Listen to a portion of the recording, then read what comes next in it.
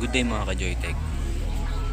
Itong video na to, ipapakita ko lang naman sa inyo kung ano yung performance ng universal board ng automatic washing machine.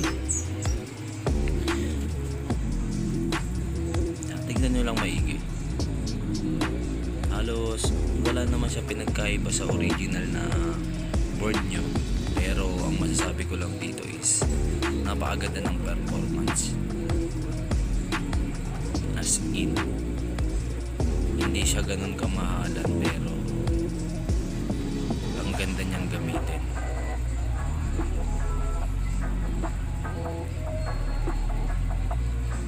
Pakita ko sa inyo sa susunod na video ko yung pag-install nito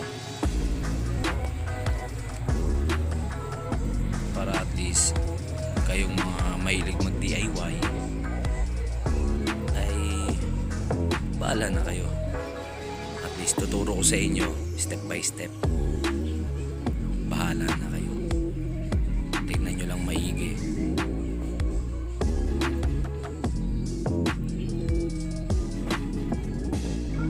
So hanggang dito lang muna tayo.